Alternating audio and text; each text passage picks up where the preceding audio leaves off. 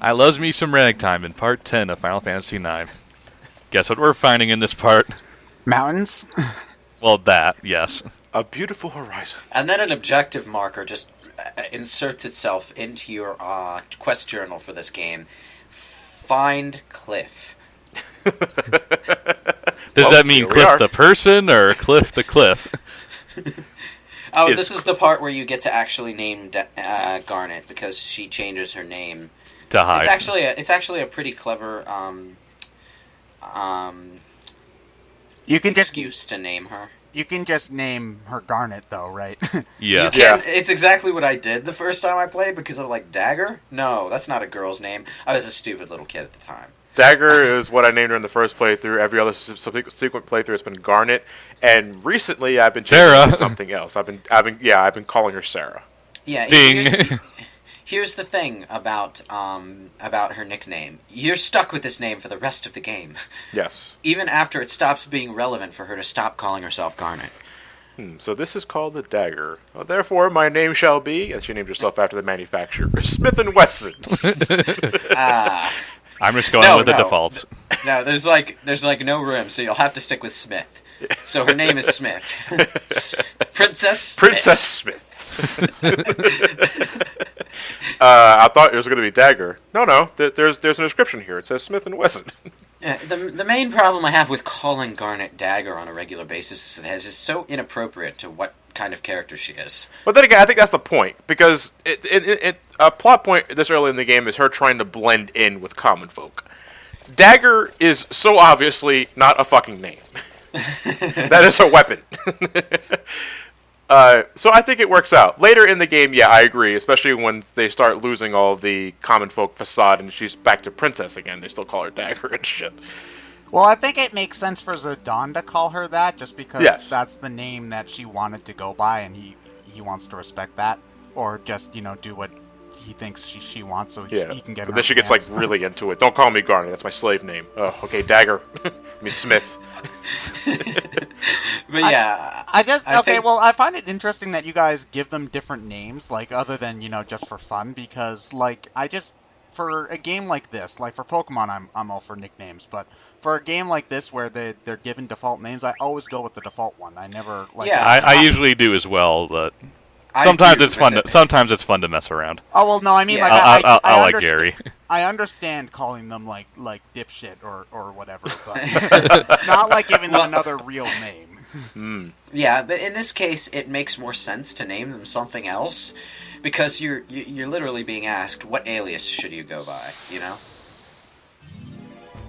So it's more like naming a horse than naming a person, if that makes sense. I don't really name characters in games that have established personalities, because, it's pointless to put my own name in as the character that I'm playing as, because they're not me, they're Squall. No matter what you call them, a Rose by any other name. They have their own stupid character, and I don't like the emo-ness. I always wanted to be a dirty blonde with a monkey tail. Yeah. Gross. Final Fantasy VIII, I didn't fight this enemy. Speaking of, though, Final Fantasy VIII did a weird thing with this character naming. It only let you name Squall and his love interest. You were allowed to name the other characters in the Japanese version, I think, but at least in the American version, everyone had some sort of childhood nickname that they called each other by, and they started calling each other by when their memory came back. So you weren't allowed to name them because their names and their childhood nicknames were similar to each other, and they wanted to keep consistent with that. So it was pretty much the same logic of not letting you name characters when you have voice acting.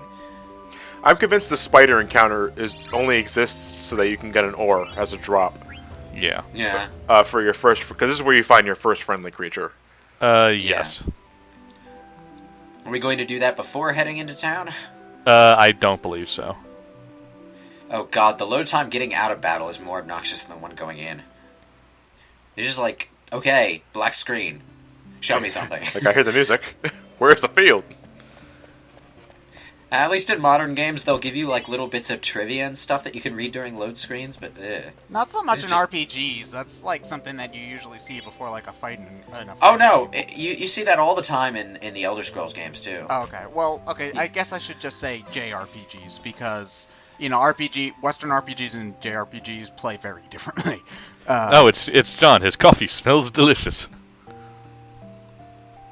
The ship model. Which you can get later. Yeah, I'm guessing this is a side quest later on where you find a coffee and then you get this and give this to somebody else. You have to find 3 rare coffees.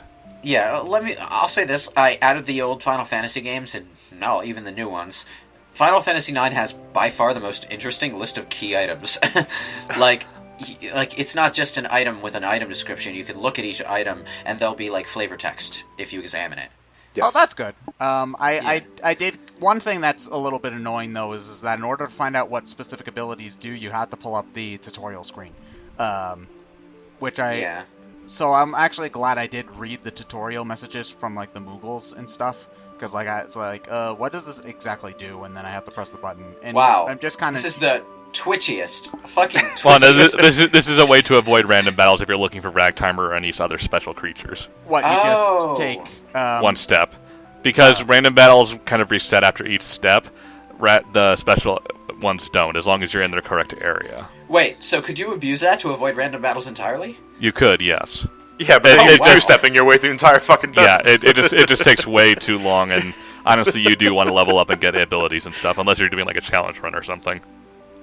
So, you look like a twitchy paranoid fuck. So you have to twitch around in this specific hill to find this mouse. Yes, the Ragtime. What was that? What was that? What was that? Zidane, what's going on? I think Ragtime Mouse can be encountered anywhere, actually, as long as it's in a forest. Yes, I believe so. It can be encountered as early as the Ice Cavern Forest around there. I've ran into it there. Most of the time I usually get it here. Yeah, most of the time I get it here as well. Well, I ran into the Ragtime Mouse completely by accident the first time I was playing, down before the Ice Cavern. I was like, what the fuck is this thing? Oh, man. It was the music that caught me off guard. Yeah. Like, the battle loads up, it gets a more serene version of the thing. It was like, oh god, I fucked up. I'm gonna die now. And suddenly I see this thing, and I was like, oh, the Grim Reaper has taken form of this dancing fool! Oh, man. Just encounter it already, damn it. Is this gonna take a while? I hope not. Oh, man.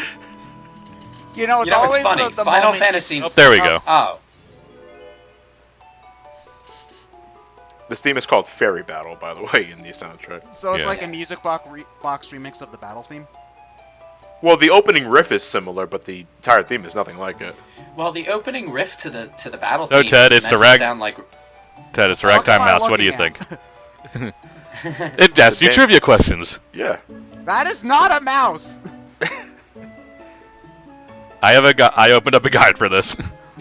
I think everyone did, because odds are you're not going to find out the information in-game before you run into the Ragtime Mouse. So what happens if you hit the mouse itself? You can fight him, but it's not a good thing to do. I don't never really fought the Ragtime Mouse. Here's the thing, though. You can kind of tell if you're right or wrong based on his animation. Like, if you hit once you hit answer prop, he'll do his little summoning animation. If he does like a little twirly dance, then you know that you're right. However, if he starts revving up his hands in the air, that means, oh shit, I'm wrong. And they load up a new battle every time he asks a question? No. No, you have to encounter him in the field. Now he's cutting to each battle. I Want to Be Your Canary was written by Lord Avon. Which is a play on Lord Avon, which is Shakespeare. Can you steal from him? No. He has nothing. So you attack the X to say correct? Or the... You correct X to say no, circle to say yes. Okay, that's really confusing because the X button's the confirm button in this game. It's Japanese. Actually, no. In Japan, the circle and X buttons are reversed from America. And because that's how they grade their stuff on stuff. In Final Fantasy VII, they're set that way by default. If you want to play it the American way, you have to go into the menu and change the buttons around. Well, I prefer it that way because on Nintendo consoles, A, which is confirm, is on where where the circle button is on the PlayStation controller. Yeah, I know. I have so many muscle memory issues with that. So, are we just doing this all at once? Yep. Wow, this must have been a really tedious recording session for you. It was. Where the fuck is he? God, it's been so long since I've encountered the Ragtime Mouse because there's so many other ways you can get Gil in this game. Yeah. I just like watching because of the dance. I'm just doing it because of the side quest. So wait, you get something other than Gil for doing this? Yeah. You also Oh. get AP for doing it. What do you get? Or do you I have for- to do this to do friendly creatures? No, you don't have to do no. it to get friendly creatures. You do have to get all of them, and you get like a massive Gil reward. Yeah, it should be noted, he uses the friendly creature theme, but he is not a friendly creature. Yeah. Okay. Well, I mean, he looks like one. I don't know if that qualifies as friendly to you. Well, come on, a guy with a jig like that can't mean Look any at malice. his face. That's like, Look at his moves. how many fucking questions does this guy have? He has 6. I believe he has 16, but you can't encounter him 16 times in a row. He I does have a eventually go away, question and you have to now. encounter him. I believe it. I forget how many it is exactly, but you have to encounter him a certain number of times per disc. Let me look him up.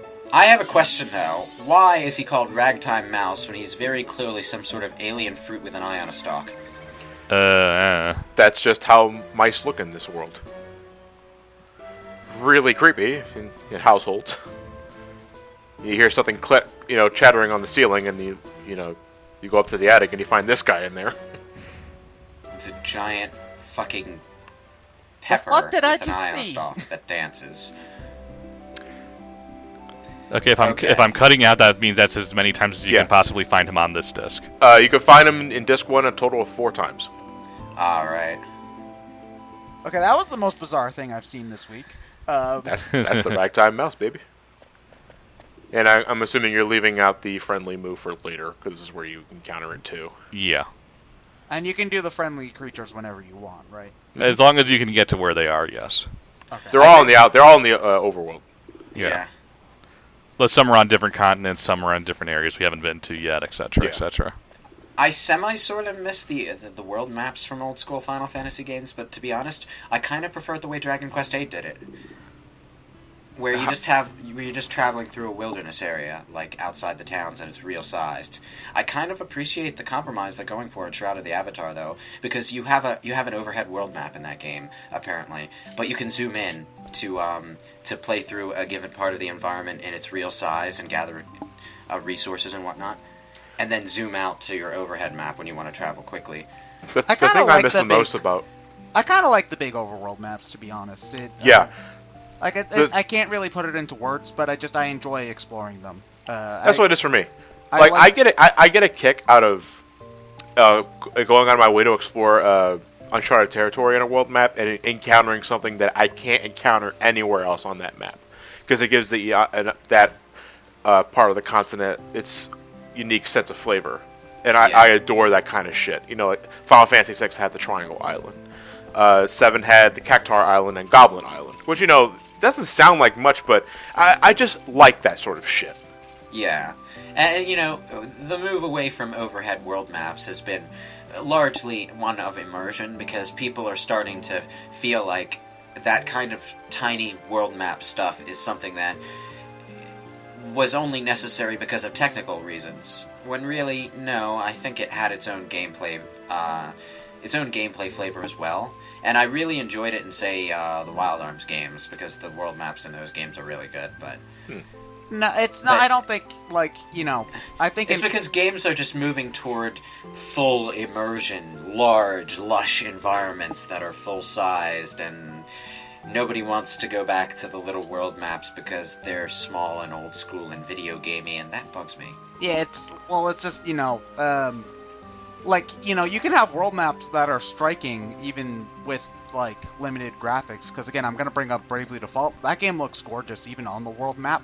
Especially when it does things like the music will, the night and day will change in time with the music, and all sorts of stuff. It's really, it's possible to do. It's just, I think it feels like it's relegated to handhelds and things like that, because, again, you need to push graphics and stuff. Well, on consoles. it's really simplified as far as world traversal goes, and I'll pick this up next part. Oh, god damn it! Tune in next part for the suspenseful conclusion to Lewis's world map tangent.